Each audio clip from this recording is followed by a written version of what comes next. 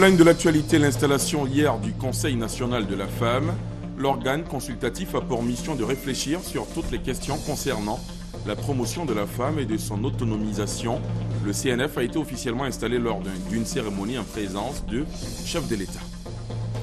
Demain, 4 mars, s'ouvre à la visite d'État du président Ouattara dans le sud-ouest du pays. Avant l'arrivée effective du couple présidentiel sur place, la première dame de Côte d'Ivoire, Dominique Ouattara, fait des dons dans la région. Dans ce journal, on se rendra à Guéyo et Meyagui. Et ce drame qui a emporté une famille entière dans l'ouest du pays, il s'est produit dans la nuit d'hier à aujourd'hui. Le bilan fait état d'une famille de 6 personnes décimées. Le père, ses femmes enceintes chacune et leurs 3 enfants ont perdu la vie dans cet incendie qui a consumé leur domicile au quartier Air France de Mans. Et puis, à l'étranger, cet autre bilan macabre. Le Niger a subi hier soir une nouvelle attaque de Boko Haram. Cette fois, le groupe terroriste s'en est pris à des villages insulaires sur le lac Tchad. Le bilan est encore provisoire, mais selon des témoignages d'habitants sur place, au moins 19 personnes auraient péri. Voilà pour le sommaire. Bonsoir à tous et bienvenue dans la grande édition. C'est demain, 4 mars, que s'ouvre à la visite d'État du président de la République dans le sud-ouest ivoirien. Un périple qui le conduira dans les régions du Bassa-Sandra, du Bokla et de la Nawa. Toutes les infos sur cette visite d'État, la première de l'année 2015, à suivre dans un quart d'heure.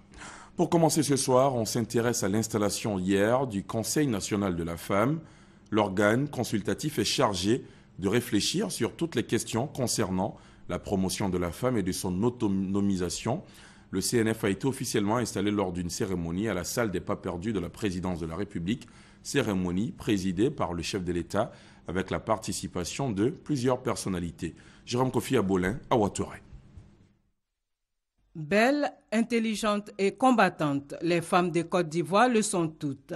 Cela pour citer le président de la République Alassane Ouattara à l'installation officielle du Conseil national de la femme ce lundi 2 mars 2015. Saisissant l'occasion, à l'instar de la responsable de l'ONU Femmes Côte d'Ivoire, qui a salué la promptitude avec laquelle le chef de l'État a réagi à l'appel de l'Organisation des Nations Unies en procédant à cette installation, la ministre de la Solidarité, de la Famille, de la Femme et de l'Enfant a présenté la situation de la femme en Côte d'Ivoire.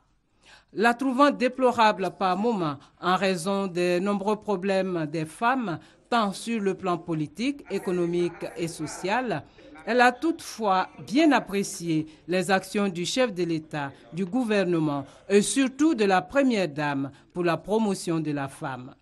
Par conséquent, cette cérémonie d'installation du Conseil national de la femme pour elle s'inscrit dans la vision du président Alassane Ouattara de conduire la Côte d'Ivoire à l'émergence avec tout le monde sans exception. L'installation du Conseil national de la femme et la présidence assurée par vous-même, Monsieur le Président de la République, est le gage de la confiance entre les femmes de Côte d'Ivoire et vous. Confiance manifestée à travers la nomination de femmes à des postes ministériels stratégiques et à la tête de structures étatiques de haut rang. Par ces actes, vous avez su rendre leur fierté aux femmes de Côte d'Ivoire, qui, par ma voix, souhaitent un renouvellement de ce pacte de confiance entre vous et elles, pour ensemble, avec vous, gagner le défi de l'émergence. Même son de cloche pour le Premier ministre Daniel Kablan-Duncan, qui a également évoqué l'importance de cette cérémonie. Le Conseil national de la femme est une plateforme d'échange et une tribune de partage entre le président de la République, les hautes autorités de l'État et les femmes ivoiriennes, quel que soit leur rang social. Il entend œuvrer à la réalisation des objectifs de la plateforme d'action de Beijing, des objectifs du millénaire pour le développement OMD et surtout du plan national de développement.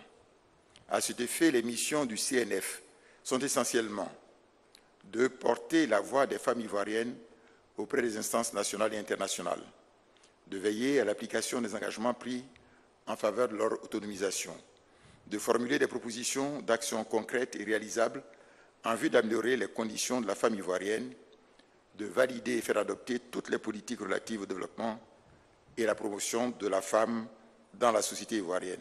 Le chef de l'État, en sa qualité de président du Conseil national de la femme, s'est dit déterminé à toujours œuvrer pour la promotion de la femme. À cet effet, il a salué le compendium des femmes dont il a reçu au cours de cette même cérémonie le premier annuaire. Je prends l'engagement de consolider davantage les droits des femmes et de bâtir notre démocratie avec vous, parce que je sais que vous avez payé un lourd tribut pour l'indépendance de notre pays et pour le développement de notre nation. Nous devons redoubler d'efforts pour changer les mentalités. Nous devons aussi faire preuve de volonté parce que la femme ivoirienne présente aujourd'hui tous les atouts pour être légitimement promue en plus grand nombre aux postes de décision. Le compendium des compétences féminines, programme d'aide à la prise de décision, permettra d'offrir aux décideurs de notre pays, aussi bien du privé que du public, une base de données d'excellence pour la promotion de la femme dans tous les secteurs. La valorisation des compétences féminines répertoriées dans le compendium interpelle le gouvernement sur l'urgence de mettre fin aux disparités salariales hommes-femmes, là où il en existe, et à toute forme d'inégalité basée sur le genre. À ma qualité de garant des institutions et de la Constitution, je veillerai à ce que le principe d'égalité consacré dans notre loi fondamentale, la Constitution, soit respecté. Pour le président Alassane Ouattara, le Conseil national de la femme représente beaucoup pour la Côte d'Ivoire. Le Conseil national de la femme que nous installons aujourd'hui permettra d'assurer une veille stratégique pour toutes les questions concernant la protection, la promotion et l'autonomisation des femmes. En plus de ces missions, je vous encourage également à prendre le parti de la paix et à promouvoir la réconciliation nationale à travers notre pays. Le gouvernement reste ouvert aux échanges et aux suggestions qui nous permettront d'accélérer l'atteinte de nos objectifs et de respecter les engagements pris par notre pays au plan international en matière de suppression des discriminations à l'égard des femmes. Outre les échanges ayant trait notamment à la parité hommes-femmes, au problème d'emploi des personnes en situation de handicap, un hommage particulier a été rendu à la première dame Dominique Ouattara, invitée d'honneur de cette cérémonie. Il s'agit en fait d'un témoignage de Mme Salimata Porké, eu égard à son œuvre de bienfaisance à travers Children of Africa. Pour elle, c'est avec beaucoup de fierté que les actions de la première dame Dominique Ouattara sont accueillies à travers le monde entier. Retour ce mardi en images sur ce qui a constitué l'actualité ce début de semaine, la mise en service de la station de forage d'eau de Beaunois par le président de la République. L'ouvrage devrait mettre fin aux souffrances de plus de 2 millions d'habitants. Le président Ouattara a aussi annoncé que l'abonnement en eau potable sera pour ces derniers de 10 000 francs CFA au lieu de 180 000 francs CFA pour les démunis. Il a également promis aux populations de Beaunois une visite d'État dans les prochains jours. Le témoignage complet de Viviane Haïm. Pour ouvrir la cérémonie, une longue libation a été adressée aux mânes de toutes les rivières et sources d'eau de la localité de Beaunois pour requérir leur bénédiction sur cette eau désormais destinée à étancher la soif de toutes les populations de Côte d'Ivoire. Ainsi, les ancêtres et la chefferie coutumière ont signifié leur approbation. À leur tour, les populations de Beaunois, par la voix du premier magistrat de la commune, ont dit leur total soutien aux actions de celui qu'ils reconnaissent comme un grand bâtisseur des temps modernes et auteur du second miracle ivoirien. Les populations de Beaunois, y compris les personnes impactées par l'exécution de cet ouvrage, sont avec vous et comptent sur vous et vous regardent. En même temps qu'elles offrent, elles sont heureuses de servir l'eau, source de vie, à leurs frères d'Abidjan qui en ont besoin. C'est le signe de leur engagement à vos côtés pour le développement de la Côte d'Ivoire.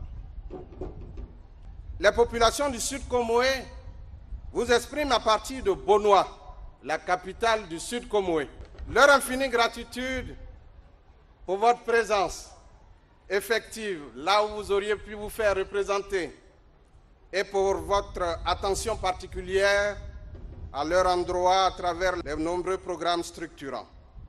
Ainsi, c'est tout le peuple abouré qui apporte sa bénédiction à cet acte majeur qu'est la fourniture en eau potable à partir de la nappe de Bonoa à ses frères et sœurs de la partie sud d'Abidjan, qui représentent au total plus de 2 millions d'habitants, privés d'eau courante. En effet, si au départ, la nappe d'eau qui alimentait la ville d'Abidjan s'avérait suffisante, en 40 ans et plus, peu d'investissements avaient été jusque-là entrepris pour augmenter la capacité d'approvisionnement en eau potable de la ville. Or, dans le même temps, la ville d'Abidjan s'est fortement agrandie et le nombre d'habitants s'est multiplié à plusieurs reprises, créant de ce fait un grand déficit en eau potable au niveau de la ville d'Abidjan.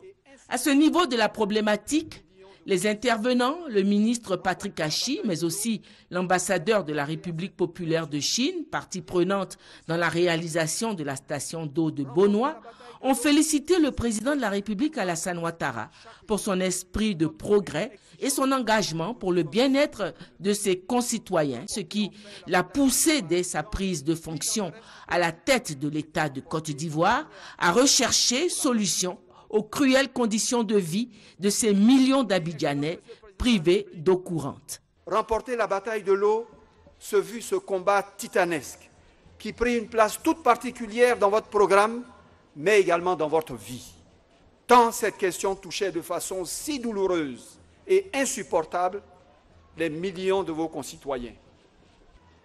Les 12 projets majeurs que vous avez initiés en 2011, y compris Bonoa 2, que vous lancez aujourd'hui, permettront à la ville d'Abidjan d'atteindre une production de 740 000 m3 par jour. Cela veut dire, dans des termes plus simples, que vous aurez réussi l'exploit de réaliser en 5 ans, en 2011 et 2016, ce qu'il a fallu au pays un demi-siècle pour réaliser. Monsieur le Président de la République, vous avez, en l'espace de quelques années, permis au pays de réaliser de grandes choses et d'atteindre des sommets qui vous valent de rentrer dans l'histoire.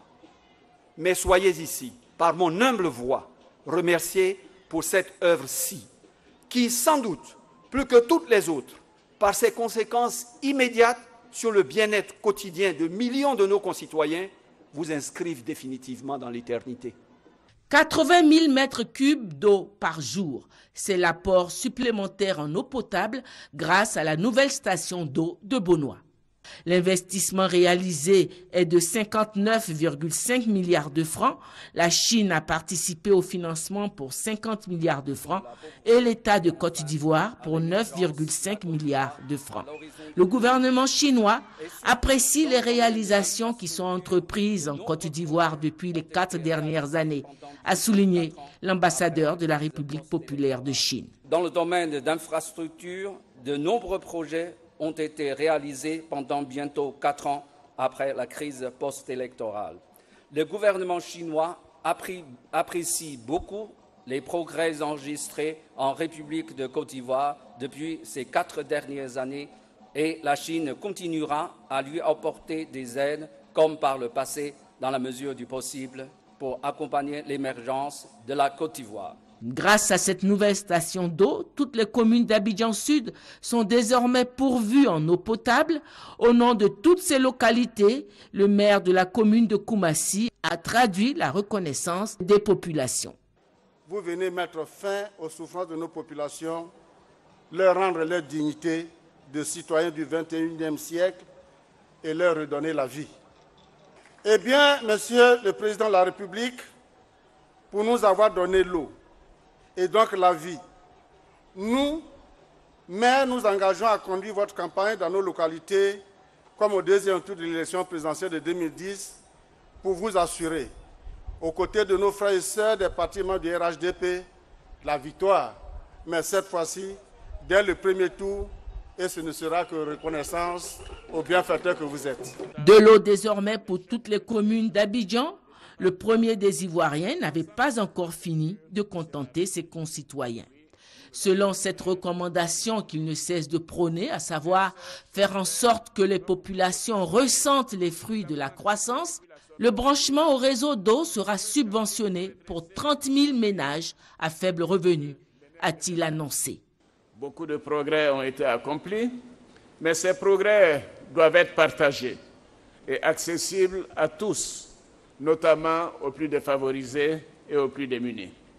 En effet, du fait de la pénurie, certains ménages sont obligés de s'adresser à des revendeurs indépendants pour payer le mètre cube d'eau à près de 5 fois le montant normal, alors que cela n'est pas acceptable. C'est pourquoi nous avons décidé de subventionner le branchement au réseau d'eau pour les populations à faible revenu. Et nous avons dénombré près de 30 000 ménages qui profiteront de la mesure que je vais annoncer.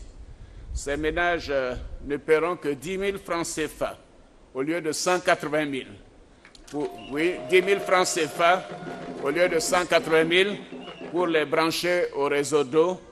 Et c'est cette mesure sociale que nous avons également mise en place pour l'électricité.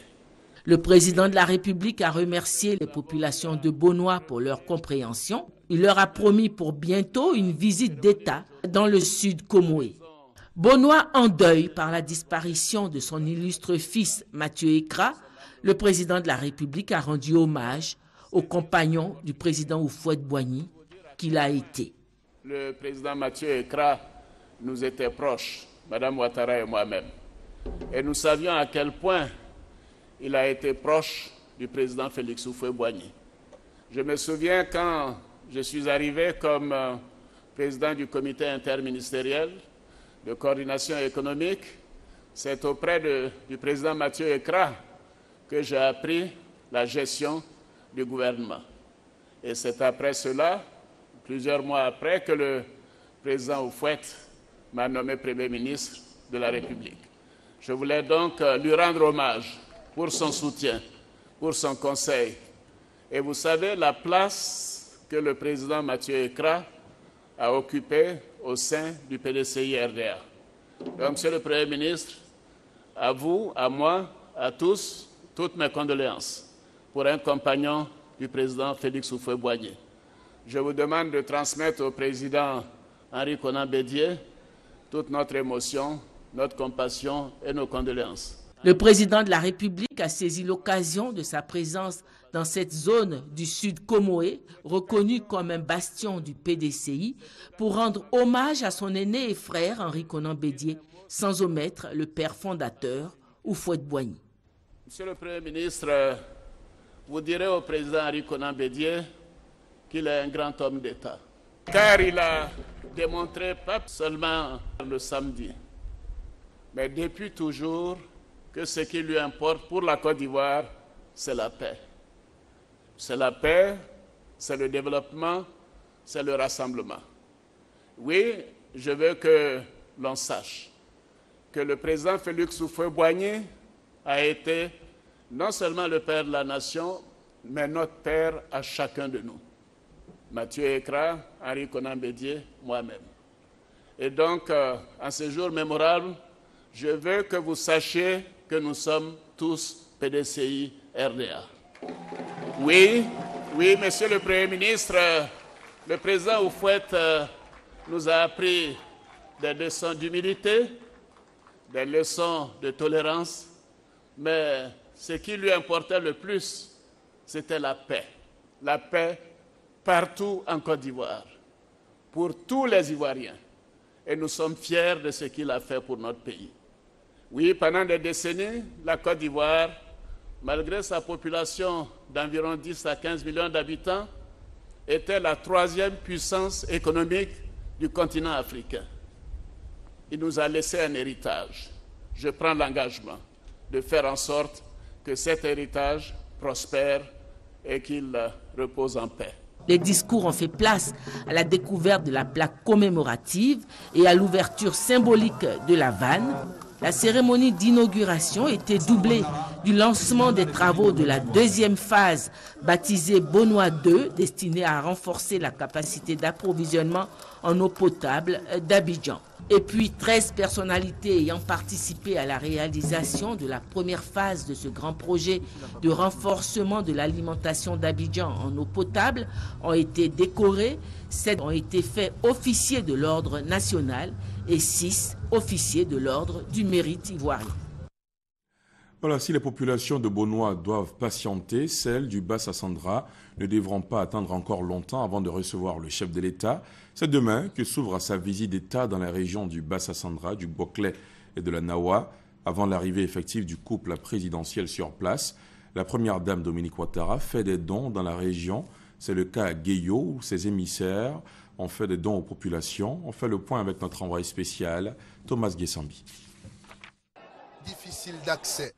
Le bonheur réservé à Gueyo est tout de même aller la trouver. Ne demandez donc pas pourquoi ces hommes, ces femmes et ces jeunes sont si heureux de la venue des envoyés de la première dame, Dominique Ouattara. Gueyo n'est pas oublié. Gueyo, grande zone de production agricole, peut vivre et espérer des lendemains meilleurs. La substance des discours. L'espoir est donc désormais permis pour Gueyo avec ce don de la première dame à hauteur de 110 millions de francs CFA. Infiniment merci pour ce qu'elle a fait pour nous.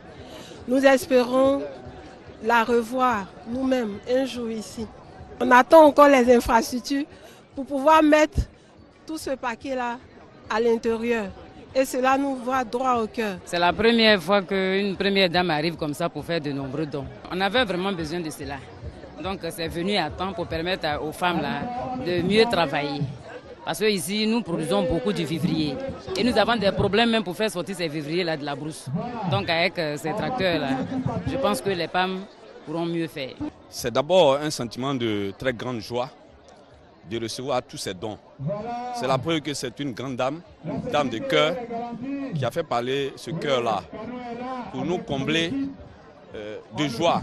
Parce que tout ce matériel vient combler un vide qui existait. Faire bon usage du matériel reçu, permettre à un grand nombre de personnes d'en bénéficier, encourager la première dame à continuer son action sociale, sont des propos qui ont meublé l'intervention de Patricia Yao Sylvie, représentant la première dame. Gueyo n'est pas oublié, contrairement à ce que vous croyez. Gueyo n'est pas du tout oublié, ni par le président de la République, ni par la première dame. Et nous sommes venus vous en apporter la preuve, chers parents de Gueyo. C'est donc. La première dame dit que c'est pour vous et personne ne vous fera payer ces choses. Vous les aurez gratuitement. Ici aussi, touchées par la générosité de l'épouse du chef de l'État, les populations ont fait des dons, essentiellement en vivres, à Dominique Ouattara.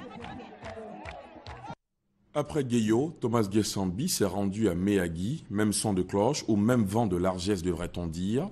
Dominique Ouattara a offert aux populations de Méagui des dons d'une valeur de 100 millions de francs CFA, dont composés entre autres d'ambulances pour l'hôpital général de la ville, des lits d'hospitalisation, des matelas, des tables d'accouchement, des réfrigérateurs et bien d'autres équipements pour le bien-être des populations. Avant le coup d'accélérateur au développement que viendra donner son époux dans le district du Bas-Sassandra, Dominique Ouattara fait parler son cœur. À Méagui, le bruit des dons de l'épouse du chef de l'État fait déplacer toute une cité en un lieu dit, la place de l'indépendance. En ces lieux, pas de place pour mettre le pied, tout comme pour exposer le volume du don. Mais il y a eu de la place tout de même pour la communion fraternelle et pour le partage. Plus de 100 millions de francs CFA de dons en nature de la part de la première dame pour diverses couches et divers domaines. De quoi apporter du baume au cœur. On a beaucoup de difficultés pour faire sortir nos marchandises. Et ça, c'est bienvenu. Ça, là, vraiment, on lui dit grand merci. On dit grand merci à la première dame.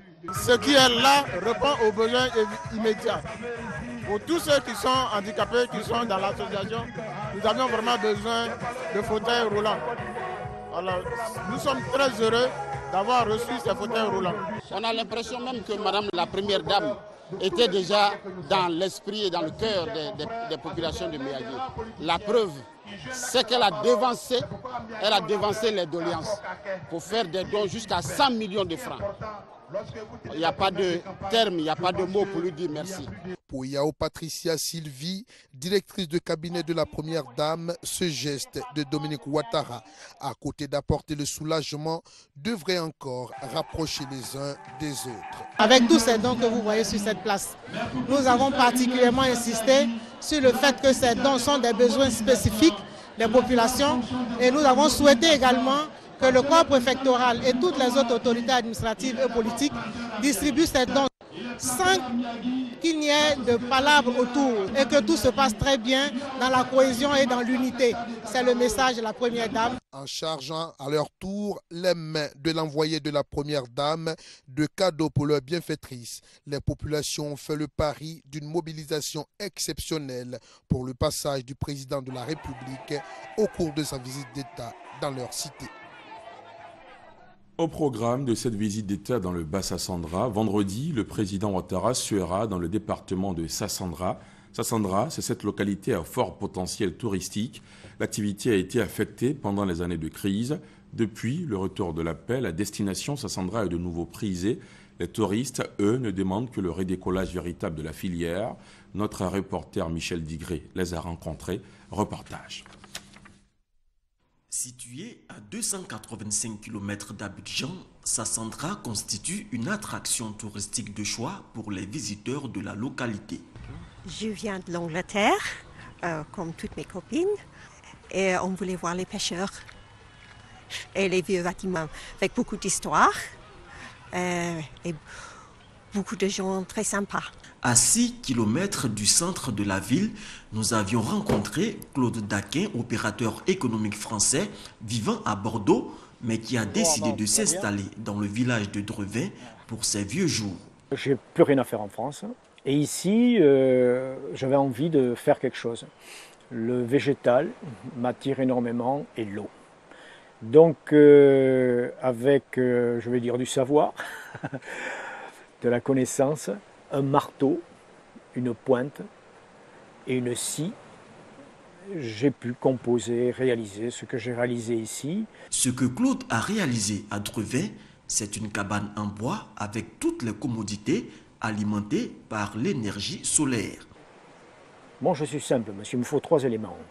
Il me faut une bonne douche, un sanitaire propre, correct, de l'hygiène, un peu de froid pour conserver les aliments et un bon lit. Partant de là, le spectacle il est dehors, monsieur. Claude et les autres visiteurs de Sassandra ont foi en la Côte d'Ivoire, mais surtout en ses potentialités touristiques. C'est le message qu'il voudrait porter au président de la République à l'occasion de la visite d'État qu'il effectuera dans la région du Boclé. Je vous souhaite beaucoup de touristes, beaucoup de visiteurs, pour que tout le monde connaisse la Côte d'Ivoire. Je lui dirai, mon cher monsieur, sans faire d'aparté politique, félicitations pour ce qu'il fait. Je sais quelle est sa volonté d'aller dans le domaine rural. Il y a un potentiel terrible. Le potentiel terrible, il est là, il est existant. Alors c'est de l'agronomie, c'est de la pêche, c'est du tourisme. Et pour assurer la sécurisation de cette visite d'État dans le sud-ouest ivoirien, l'État-major général des forces républicaines de Côte d'Ivoire a déployé 3000 hommes sur le terrain. Le point de cette situation sécuritaire avec Abou Sanogo. La région de San Pedro accueille dans quelques heures le président de la République Alassane Ouattara. En vue de garantir le bon déroulement de cette visite d'État dans les localités de Fresco, Sassandra, Soubri, Tabou et San Pedro, les forces républicaines de Côte d'Ivoire lancent l'opération Nawiyo. Une opération qui vise à garantir la sécurité du séjour du chef de l'État dans le Boclé et à San Pedro. Pour la réussite de cette mission, 3965 hommes, tous issus des forces républicaines de Côte d'Ivoire, de la gendarmerie, de la police nationale, des eaux et forêts, avec l'appui de l'ONUCI, seront déployés. Et toutes ces actions seront coordonnées à partir du poste de commandement principal, c'est au bataillon de sécurisation du Sud-Ouest. Le déploiement est effectué à plus de 90%, c'est clair, et les derniers éléments de soutien qui vont rejoindre bientôt, c'est-à-dire que nous sommes satisfaits en termes de déploiement. Également en termes de soutien, c'était l'un de nos soucis, mais Dieu merci, la logistique suit. Nous avons les moyens exécuter pleinement cette mission. Les forces de défense et de sécurité entendent donc déployer les grands moyens logistiques pour la sécurisation de la visite d'État du président de la République Alassane Ouattara dans ces régions. Voilà ce qu'on pouvait dire de cette visite d'État du président de la République qui s'ouvre demain dans le Bassa Sandra. L'arrivée du chef de l'État à San Pedro est prévue pour 10h45 et dans l'après-midi, il présidera un conseil des ministres toujours à San Pedro sur le coup de 16h. On en vient à ce drame qui a emporté une famille entière dans l'ouest ivoirien. Il s'est produit dans la nuit d'hier à aujourd'hui. Le bilan fait état d'une famille de 6 personnes décimées. Le père, ses femmes enceintes, chacune et leurs 3 enfants ont perdu la vie dans cet incendie qui a consumé leur domicile au quartier Air France de Mans. La correspondance de nos équipes locales à Mans, le récit d'Ève Boué. Voici ce qui reste de la maison de la famille Traoré après le passage du feu. Le père, Mamadou Traoré, ses 2 femmes enceintes et ses 3 enfants ont tous péri dans l'incendie de leur domicile au quartier Air France de Mans. Un incendie qui, selon les témoignages recueillis, s'est déclaré dans la nuit du 2 au 3 mars vers 1h du matin. À notre arrivée sur le lieu, les 6 corps ont été déjà emportés par les services des pompes funèbres. Quand il sortait, j'ai vu la flamme. Parce qu'on était venus nombreux.